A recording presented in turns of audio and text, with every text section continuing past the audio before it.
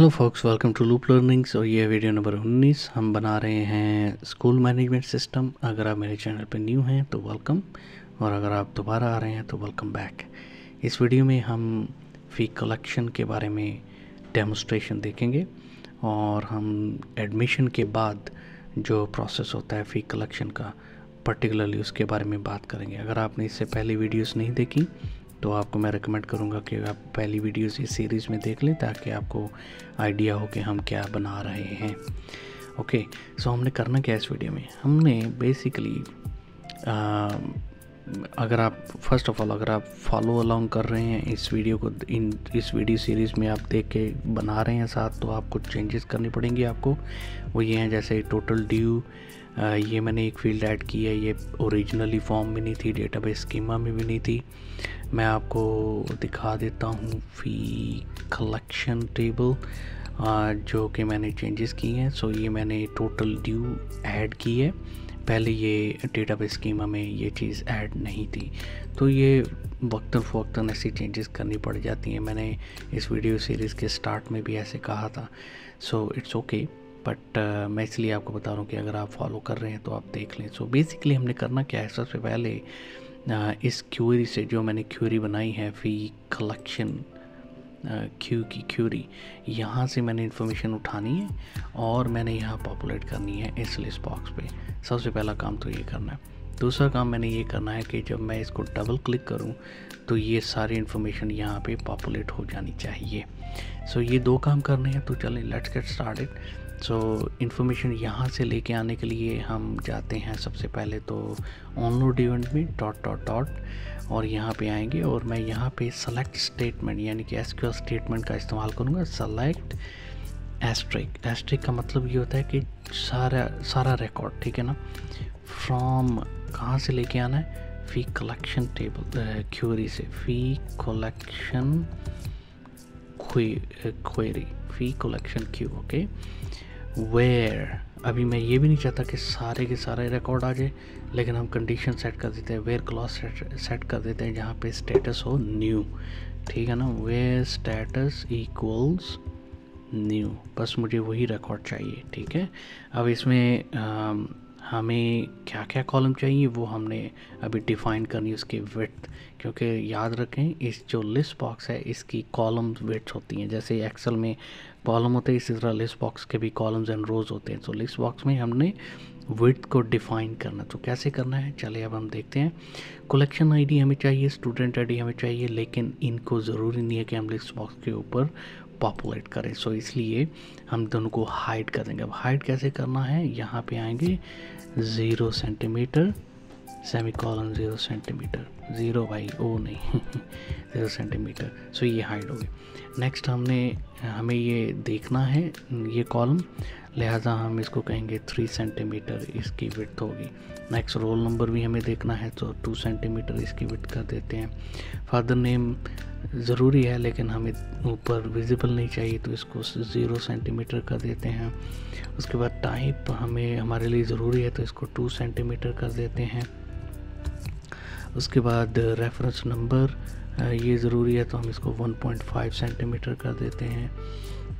AY month name ये ज़रूरी नहीं है तो हम इनको 0 सेंटीमीटर, ज़रूरी हैं लेकिन इस पे विजिबल करने की ज़रूरत नहीं है लिस्ट बॉक्स के ऊपर। प्रीवियस बैलेंस भी विजिबल करने की ज़रूरत नहीं है, ज़रूरी डेफिनेटली है लेकिन इसको उस पर विजिबल करने की ज़रूरत नहीं है। फिर उसके बाद फ़ी ड्यू ये ज़रूरी है, सो हम इसको लेट्स से 2.5 सेंटीमीटर कर देते हैं। नेक्स्ट टोटल ड्यू ज़रूरी है लेकिन विजिबल करने की ज़रूरत नहीं है, या फिर कर लेते हैं visible. Okay, 2.5 centimetre. Fee collected ठीक है ज़रूरी है लेकिन हम इसको हाइड रखते हैं। और बैलेंस ज़रूरी है सो हम इसको भी हाइड कर देते हैं, ज़रूर इतना ऊपर शो करने की ज़रूरत नहीं है, बेसिकली मैं ये कह रहा हूँ। स्टेटस ज़रूरी है सो हम इसको 1.5 सेंटीमीटर कर लेते हैं। और स्टेटस डेट भी ज़रूरी है, लेकिन हम इसको हाइड कर देते हैं लिस्ट बॉक्स के ऊपर। सो मैंने ये बेसिकली विड्थ्स इसकी डिफ़ाइन की हैं हर कॉलम की, और इसमें कितने कॉलम्स हैं अभी हम चेक कर लेते हैं।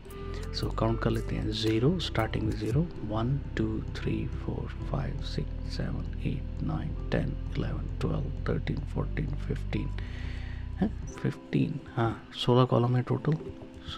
सॉरी 16 0 से स्टार्ट हुआ ना। Alright, let's debug, save. चले हम देखते हैं हमारे फी कलेक्शन फॉर्म पे इंफॉर्मेशन बिल्कुल आ रही है।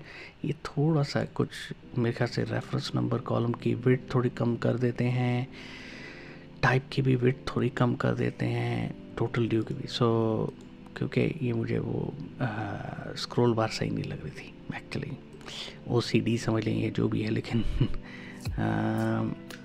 1.5 से हम 1.4, 2.5 से 2.3, 2.3 ये करके देखते हैं। ऑलराइट, ओके अभी भी है ये स्क्रॉल बार। ओके, फी ड्यू, फी कलेक्टेड, ये इनको हम थोड़ा सा इसकी कॉलम विड्थ, सो फी ड्यू, फी कलेक्टेड, चलो जी बस, हाँ परफेक्ट, नाउ इट्स परफेक्ट मेरे हिसाब से। एनी हाउ, अब ये आधा काम तो हो गया। नेक्स्ट आधा काम क्या करना है, जब मैं इस पे डबल क्लिक करूं तो जो ये इन्फॉर्मेशन इस लिस्ट बॉक्स में है वो यहाँ पे पॉपुलेट हो जानी चाहिए। So let's go ahead, design view, list box को सेलेक्ट करते हैं, ऑन डबल क्लिक इवेंट पे क्लिक करते हैं, डॉट डॉट डॉट, और यहाँ पे हम कोड लिखेंगे। इसमें हम बोलेंगे me dot collection ID equals me dot list dot column 0। Okay, बजाय इसके कि मैं सारा टाइप करूँ, मैं कॉपी पेस्ट का इस्तेमाल करता हूँ यहाँ पे, क्योंकि हमारा काम थोड़ा सा स्पीड अप हो जाएगा। ठीक है, ऑलराइट। सो नेक्स्ट है जी स्टूडेंट ID। अब आप भी सोच रहे हैं यार इसको कैसे पता है। मैंने फॉर्म स्ट्रक्चर किया तो आप भी करेंगे, आपको भी पता होगा। Type reference number, academic year, academic month. Okay जी, type reference number, academic year, academic month. Okay, next, priv balance, fee due, total due. Okay, priv balance, fee due. Okay, total due. Okay, fee collected, balance. So fee collected, balance. Okay, status, और एक और हम ले लेते हैं status date. Okay, alright. अभी हमने इसको कॉलम नंबर देना है, बेसिकली किस कॉलम में ये इन्फॉर्मेशन स्टोर है ये बताना है। सो आपको ऐसे तो नज़र नहीं आएगा कॉलम से। सो हम फी कलेक्शन क्यू दोबारा ओपन कर लेते हैं। सो collection ID, student ID column 1 2 में है। सो हम इनको 1 2 कॉलम 0 रिमेंबर 0 से स्टार्ट होता है। टाइप किस कॉलम में? 0 1 2 3 4 5 6 0 1 2 3 4 5 6 कॉल नंबर 6 में टाइप है जी। रेफरेंस नंबर 7 में है। नहीं यार, मैं गलत नहीं ले रहा। टाइप हाँ 0 1 2 3 4 5 टाइप कॉलम नंबर 5 में। अभी ये गड़बड़ हो जानी थी। रेफरेंस नंबर 6 में है और एकेडमिक ईयर 7 में है। एकेडमिक मंथ 8 में है। प्रीवियस बैलेंस 9 में है। फी ड्यू 10th में है। टोटल ड्यू 11 कॉलम नंबर में है। फ़ी कलेक्टेड 12 में है, फ़ी बैलेंस 13 में है, स्टेटस 14 में है और स्टेटस डेट 15 में है। चलो जी, ये तो हो गया। Debug, save, close, form view, let's hope and that is working. Okay, बिल्कुल ये काम कर रहा है, ज़बरदस्त कर रहा है काम। यहाँ पे आए, ठीक है। ओके, अभी एक चीज़ मिसिंग है, वो ये है प्रीवियस बैलेंस। उसके लिए हमें रिकॉर्ड सेट का इस्तेमाल करना पड़ेगा। तो हम रिकॉर्ड सेट इस्तेमाल करते हैं, डिज़ाइन व्यू में जाते हैं और यहाँ पे आके हम इस्तेमाल करते हैं रिकॉर्ड सेट। रिकॉर्ड सेट्स का वो कैसे करना है, वो ऐसे करना है कि हम दोनों टेबल को ओपन करेंगे बैकग्राउंड में। सो फ़ी बैलेंस, देखिए मैंने ये एक डमी इन्फॉर्मेशन डाली है, स्टूडेंट आईडी 7 की $132 या जो भी करेंसी है वो फ़ी बैलेंस है। बैलेंस मतलब आपको पता ही होगा कि पिछली फीसेस में से कुछ फीस बैलेंस रहती है तो वो इस टेबल में स्टोर हो जाती है। अगर आपको ये चीज़ समझना है मैकेनिज़्म, तो प्लीज़ ज़रूर मेरी पिछली वीडियोस देखिए, आपको उसमें समझ आ जाएगी। फ़ी कलेक्शन, यहाँ पे हम जो हमारा एक कॉलम है प्रीव बैलेंस, ठीक है ना। सो यहाँ पे हमने रिकॉर्ड सेट्स का इस्तेमाल करना है। डबल क्लिक करते हैं इसके ऊपर, यहाँ पे जाते हैं और सबसे पहले हमें वेरिएबल सेट करना है। So dim rs balance as record set, dim rs collection as record set। फिर हम सेट कर देते हैं set rs balance equals current db dot open record set parenthesis open, और हम यहाँ पे fee balance t, ये बाय द वे ये फ़ी बैलेंस टी अभी हम रेफ़र कर रहे हैं इस टेबल को, लेकिन नेक्स्ट वीडियो में मैं इसको कन्वर्ट करूँगा क्वेरी में। सो आप ज़रूर वो देखिएगा वीडियो, नेक्स्ट वीडियो भी बहुत ज़रूरी है इस फ़ी कलेक्शन के हिसाब से, ठीक है। सो सब्सक्राइब करें और चैनल को और बेल का आइकॉन हिट करें ताकि आपको पता चले जब नेक्स्ट वीडियो आएगी। फ़ी बैलेंस टी को हम रेफ़र कर रहे हैं और क्योंकि हमने सिर्फ डेटा रीड करना है यहाँ से, सो हम क्या कहेंगे, db open snapshot comma db read only, ठीक है, ये आ गया। फिर उसके बाद set rs collection, इसका भी हम कर लेते हैं current current db dot open record set parenthesis open double quote. अब हम रेफर कर रहे हैं फ़ी कलेक्शन टी को। सो डबल कोट्स के दरमियान फ़ी कलेक्शन टी, ठीक है, फ़ी कलेक्शन टी, ऑलराइट। फिर उसके बाद D be open Diana set, ठीक है। सो हम रीड नहीं करें, हम इनफैक्ट इसमें स्टेटस को अपडेट करेंगे, एडिट करेंगे।